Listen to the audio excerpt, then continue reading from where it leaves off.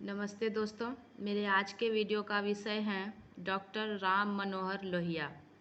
मैं उनके बारे में जीवन परिचय एवं उनके कार्य के विषय में वीडियो बना रही हूँ। मैं हूँ सुगंधा और मेरे चैनल का नाम है ज्ञान सुगंध। मेरी तबीयत अभी तक ठीक नहीं हुई है, कृपया करके मेरे आवाज़ पे ध्यान ना दें। तो चलिए वीडियो शुरू करते हैं। जीवन परिचय एवं उनके कार्य।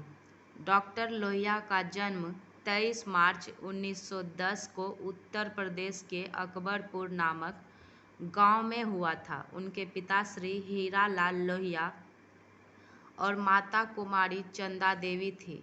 उनका परिवार मूलतः राजस्थानी था। मिर्जापुर आकर उनके पूर्वज लोहे का व्यवसाय करने लगे। फलतः उनका पारिवारिक उपनाम लोहिया हो गया। उनके परिवार को आकस्मिक मृत्यु का वज्रपात सहना पड़ा। जब लोहिया 2.5 वर्ष का था तो उनकी माता चल बसी। उनकी दादी तथा पिता ने उनका पालन पोषण किया। लोहिया जी बाल्यकाल से ही पढ़ाई तथा खेल कूद में तेज थे। मुंबई आकर उन्होंने हाई स्कूल की पढ़ाई करनी चाहिए। यहाँ 10 वर्ष की अवस्था में ही उन्होंने तिलक की शोक सभा में हिस्सा लिया। भारतीय राजनीति में उनकी रुचि सक्रिय होने लगी। 1925 में मैट्रिक की परीक्षा प्रथम श्रेणी में उत्तीर्ण की। काशी हिंदू विश्वविद्यालय से इंटर पास किया। इसके बाद ईश्वर चंद्र विद्यासागर कॉलेज से बीए कर बर्लिन विश्वविद्यालय से अर्थशास्त्र की उच्च शिक्षा ग्रहण की। इकोनॉमिक्स ऑफ साल्ट विषय पर डॉक्टरेट की उपाधि प्राप्त की। बर्लिन में उन्हें अंग्रेजी भाषा की समस्या का सामना करना पड़ा, किंतु वे फर्राटेदार जर्मनी बोल लिया करते थे। वे एक कुशल वक्ता भी थे। 1928 में नेहरू जी से उनका परिचय हुआ। 1934 में आचार्य नरेंद्र देव की सोशलिस्ट पार्टी में जयप्रकाश नारायण के साथ शामिल हो गए।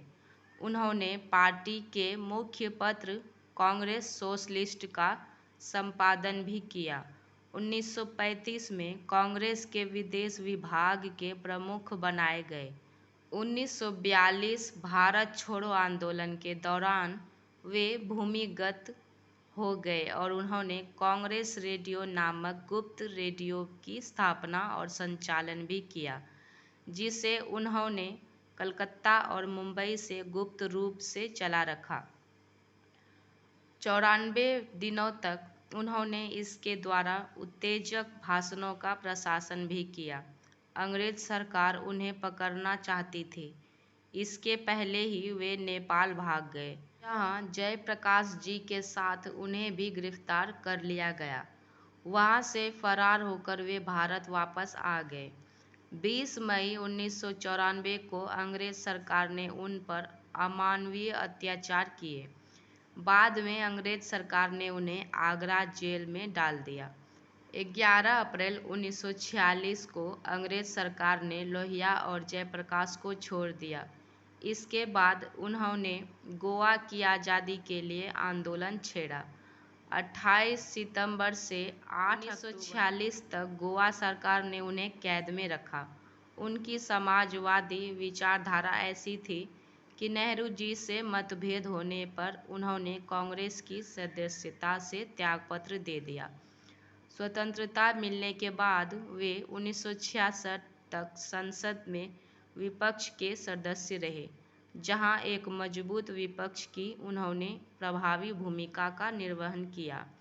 एक बार संसद सदस्य के रूप में वे अमेरिका गए हुए थे, जहां के जैक्सन होटल में उन्हें काले भारतीय होने के कारण गिरफ्तार कर लिया गया था। बाद में अमेरिकी विदेश मंत्री को इस हेतु क्षमा याचना कर उन्हें छोड़ना पड़ा। 12 अक्टूबर 1967 को उन्होंने अंतिम सांसें ली। आशा करती हूँ कि मेरा वीडियो आपको अच्छा लगा होगा। धन्यवाद।